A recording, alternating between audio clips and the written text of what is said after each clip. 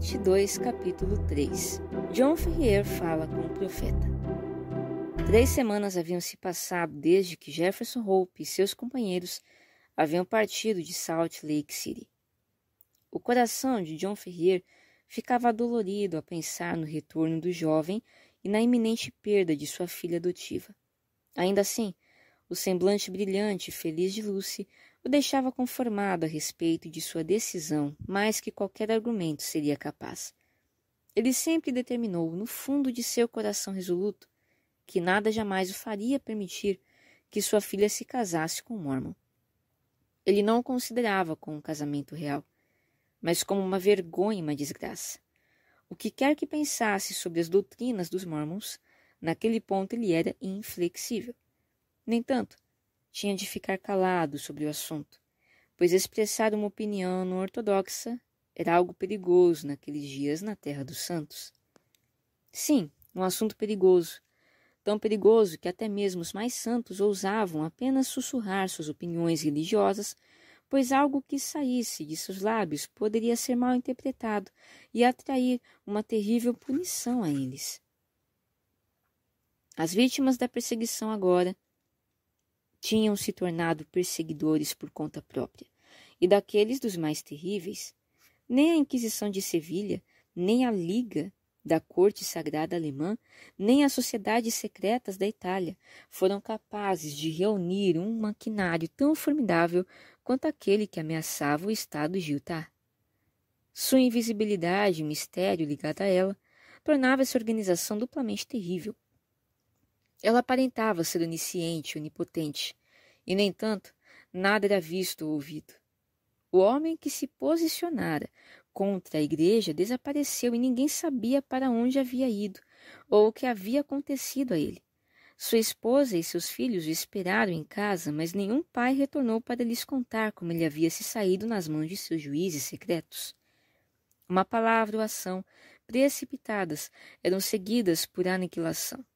E ainda assim, ninguém sabia qual era a natureza desse terrível poder que estava sobre eles.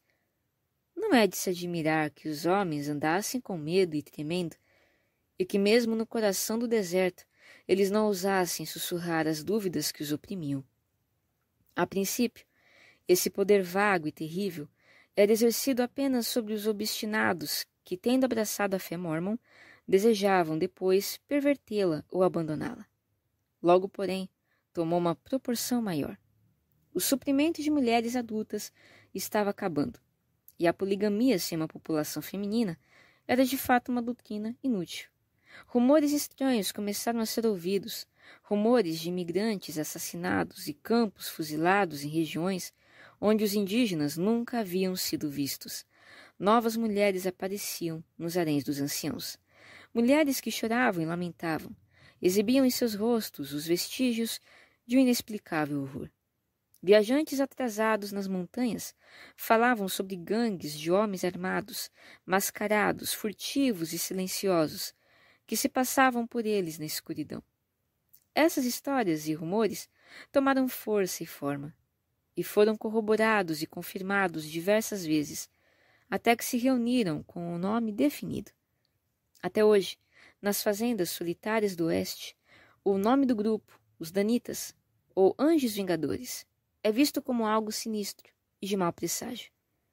O mais profundo conhecimento da organização que produzia resultados tão terríveis serviu para aumentar e não diminuir o horror que inspirava na mente dos homens. Ninguém sabia a quem pertencia essa sociedade implacável. Os nomes dos participantes nos atos de sangue e violência, em nome da religião, foram mantidos em profundo segredo. O mesmo amigo a quem você se queixava sobre o profeta e sua missão poderia ser um dos que viriam à noite com fogo e espada para executar uma terrível punição. Portanto, todos temiam seus vizinhos e ninguém falava aquilo que estava em seu coração. Em uma certa manhã, John Ferrier estava prestes a sair para seus campos de trigo quando ouviu um barulho do trinco e, ao olhar pela janela, viu um homem robusto, cabelos cor de areia, de meia idade, subindo pela entrada. Seu coração saltou em sua boca, pois se tratava do próprio Brigham Young. Tremendo, pois sabia que tal visita não lhe faria bem algum. Ferrier correu até a porta para cumprimentar o líder mórmon. Este, no entanto, recebeu suas saudações friamente e o seguiu com um semblante severo até a sala de estar. Irmão Ferrier, disse ele, sentando-se e olhando para o fazendeiro firmemente, com seus olhos sobre os cílios claros. Os verdadeiros crentes têm sido bons amigos para você. Nós o acolhemos quando você estava desfalecendo de fome no deserto. Dividimos nossa comida com você, o guiamos em segurança até o vale escolhido, lhe demos um bom pedaço de terra e permitimos que enriquecesse sob nossa proteção. Não foi assim? É assim, respondeu João Ferrier. Tudo o que pedimos, em troca disso, foi uma condição que você abraçasse a verdadeira fé e se ajustasse aos seus costumes em todos os aspectos. Você prometeu. E se os relatórios são verdade, nisso você falhou. E como falhei? Perguntou Ferrier, balançando as mãos em discordância. Eu não contribuí para o fundo comum? Eu não frequentei o templo? Eu não... Onde estão suas esposas? Perguntou Yang, olhando ao redor. Chame-as para que eu possa cumprimentá-las?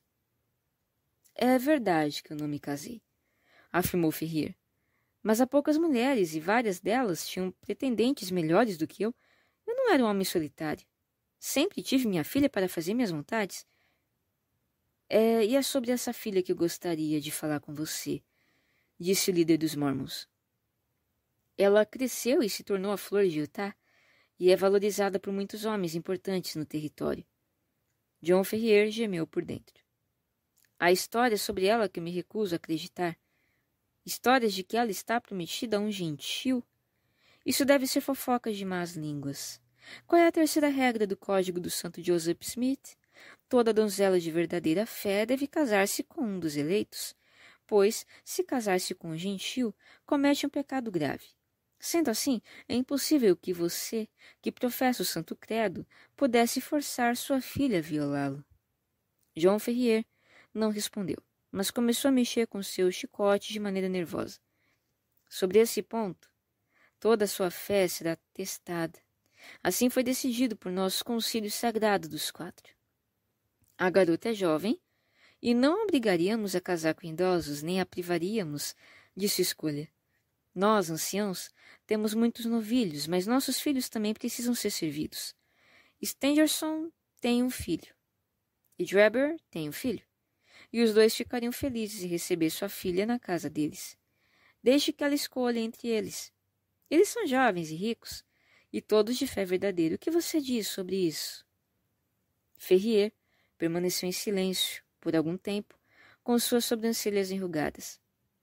Você nos dará algum tempo, disse ele enfim. Minha filha é muito jovem, ela mal está na idade de se casar. Ela terá um mês para escolher, declarou Yang, levantando-se de seu assento. Ao fim desse período, ela deve dar sua resposta. Ele estava passando pela porta quando retornou com o rosto corado e olhos brilhantes.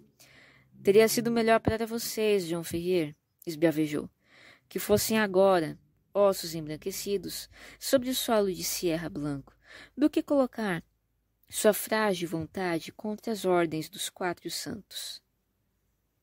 Com um gesto ameaçador, passou pela porta e Ferrier ouviu seus passos pesados ao longo do caminho. Ele ainda estava sentado com os cotovelos apoiados nos joelhos, pensando em como ele deveria abordar o assunto para sua filha, quando uma mão macia foi colocada sobre a dele e, olhando para cima, ele a viu em pé ao lado dele. Um olhar para seu rosto pálido e assustado mostrou-lhe que Lucy tinha ouvido o que acontecera. Eu não pude evitar, disse ela, em resposta ao seu olhar. Sua voz ecoou pela casa. Pai, o que faremos? Não tenha medo, respondeu ele, puxando-a para si, a mão larga e áspera acariciando seu cabelo castanho. Vamos resolver de uma forma ou de outra. Você não acha que deve se rebaixar por esse sujeito, não é? Um soluço e um aperto de mão foram sua única resposta. Não, claro que não. Eu não deveria me importar em ouvir você dizer que sim. Ele é um rapaz agradável, é um cristão, que é mais do que podemos dizer desses homens aqui. apesar de toda a sua oração e pregação. Há um grupo a caminho de Nevada amanhã, e eu vou mandar uma mensagem para eles saber o buraco em que estamos. Se eu conheço um pouco sobre aquele jovem, ele estará de volta com uma velocidade que superaria um telégrafo. Lucy riu em meio às lágrimas pela descrição do pai. Quando vier, ele nos aconselhará pelo melhor. Mas é por você que estou com medo, querido. Contam histórias terríveis sobre aqueles que se opõem ao profeta. Algo terrível sempre acontece com eles. Mas ainda não nos opusemos a ele, respondeu o pai. Será hora de se preocupar quando o fizermos. Temos um mês inteiro diante de nós. Ao final disso, acho que teremos mais chances fora de Utah. Deixar Utah? Exatamente isso. Mas e a fazenda? Vamos juntar o quanto pudermos de dinheiro e abandonar o resto. Para falar a verdade, Lucy, não é a primeira vez que penso em fazer isso. Eu não gosto de me submeter a nenhum homem, como essas pessoas fazem ao seu profeta maldito. Eu sou um americano nascido livre e tudo isso é novo para mim.